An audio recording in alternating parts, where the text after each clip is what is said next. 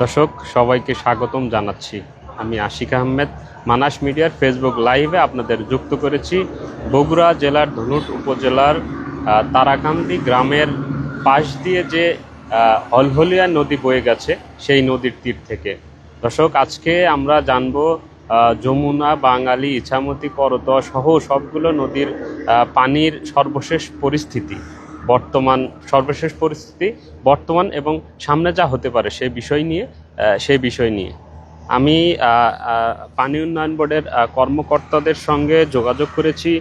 তারা আমাদেরকে আজকের যে পানি বৃদ্ধির যে আপডেট দিয়েছেন, সকাল 6টার তথ্য অনুযায়ী যমুনা নদীর সারিয়াকান্দি পয়েন্টের পানি সমতল রয়েছে 15.79 মিটার, যা বিপদসীমার 46 সেন্টিমিটার নিচ দিয়ে কিন্তু প্রবাহিত হচ্ছে। আরও গুরুত্বপূর্ণ বিষয় হলো, গত 24 ঘন্টায় যমুনার পানি বেড়েছে 11 সেন্টিমিটার। সকাল 9টার সর্বশেষ তথ্য অনুযায়ী যমুনা নদীর পানি আরও বেড়ে 15.80 মিটারে পৌঁছেছে। অন্যদিকে বাঙালি নদীর সারিয়াকান্দি স্টেশনে সকাল 9টার তথ্য অনুযায়ী পানি সমতল রয়েছে 14.76 মিটার। সেখানে বিপদসীমা 15.36 মিটার, অর্থাৎ এখনও বিপদসীমার নিচে রয়েছে কিন্তু পানি।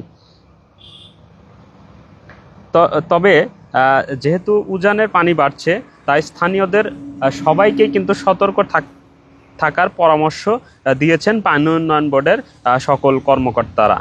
দর্শক, আমরা এখন যে নদীর পাশে দাঁড়িয়ে আছি, এখানে পানির প্রবাহ আগের তুলনায় বেশি দেখা যাচ্ছে। নদীর রং, স্রোতের গতি এবং তীরবর্তী এলাকার অবস্থা দেখে বোঝা যাচ্ছে যে উজানের প্রভাব ধীরে ধীরে এ অঞ্চলগুলোতেও পড়েছে। যদিও এখনও আতঙ্কিত হওয়ার মতো কিন্তু কোনো পরিস্থিতি তৈরি হয়নি, তবুও নদী পাড়ের মানুষকে কিন্তু সচেতন থাকতে হবে। বিশেষ করে যাদের বাড়ি এই নদীর খুব কাছাকাছি, তারা প্রয়োজনীয় কাগজপত্র, শুকনো খাবার, বিশুদ্ধ পানি এবং প্রয়োজনীয় ঔষধপত্র আগেভাগেই প্রস্তুত রাখুন। দর্শক, আমরা যে জায়গাটিতে দাঁড়িয়ে আছি, এই নদীর পাশেই কিন্তু ফসলি জমি রয়েছে। আমরা দেখছি আমাদের সোনালী আঁশ, পাট কিন্তু কৃষক কাটতে কিন্তু ব্যস্ত হয়ে পড়েছেন। এই পানি বৃদ্ধির সাথে সাথে তারা এই পাটগুলো খুব আপনারা দেখতে পাচ্ছেন যে পাট তারা কাটছেন, এবং পাটগুলো যে পচানোর যে একটা প্রক্রিয়া, জাগ আমরা যেটাকে বলি, সেটা কিন্তু তারা শুরু করেছেন ইতিমধ্যে। আমাদের কাছে কিন্তু অনেকেই জানতে চেয়েছেন, পানি কি আরও বাড়বে? অনেকেই এই ধরনের প্রশ্ন করেছেন। এর সঠিক উত্তর এখনই দেওয়া কিন্তু সম্ভব নয়, কারণ নদীর পানি বৃদ্ধি বা হ্রাস নির্ভর করছে উজানের বৃষ্টিপাত, পাহাড়ি ঢল এর এর উপর কিন্তু অনেকটাই নির্ভর করছে। তাই প্রতিদিনের আমরা যে সকল আপডেট দিচ্ছি আপনাদেরকে, প্রতিনিয়তই কিন্তু আমরা মানাস মিডিয়ার ফেসবুক পেজে ভিডিও এবং লাইভের মাধ্যমে যে সকল আপডেট দিচ্ছি, তা সবাইকেই অনুসরণ করলে অনেক সুবিধা হবে বলে আমি মনে করছি। আর এছাড়া আপনাদেরকে আমি অনুরোধ করব, সামাজিক যোগাযোগ মাধ্যমে অনেক সময় অনেক গুজব ছড়িয়ে পড়ে, আপনারা সেগুলো যাচাই বাছাই করে সেগুলো শেয়ার করবেন বা সেই তথ্যগুলো মানুষের মধ্যে ছড়িয়ে দিবেন। শুধুমাত্র সরকারি পানি উন্নয়ন বোর্ড এবং প্রশাসনের তথ্যর উপর নির্ভর করুন আপনারা। তারা যে সকল তথ্য দিচ্ছে, আমরা প্রতিনিয়তই কিন্তু আপনাদেরকে সে সকল তথ্যের আপডেট দিচ্ছি, আপনারা সেগুলো অনুসরণ করবেন। আপনারা যারা নদী পাড়ের বিভিন্ন এলাকা থেকে আমাদের লাইভটি দেখছেন, আপনাদের এলাকার পানির অবস্থা কেমন আমাদের কিন্তু কমেন্ট করে আপনারা জানাতে পারেন। কোথাও যদি পানি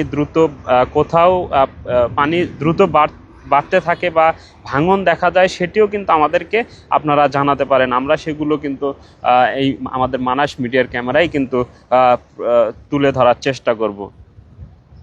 আমি এই মুহূর্তে যারা লাইভে যুক্ত হলেন আমি তাদের জন্য আবারও জানিয়ে রাখি, যমুনা নদীর সারিয়াকান্দি পয়েন্টের পানি সমতল রয়েছে 15.79 মিটার, যা বিপদসীমার 46 সেন্টিমিটার নিচ দিয়ে প্রবাহিত হচ্ছে।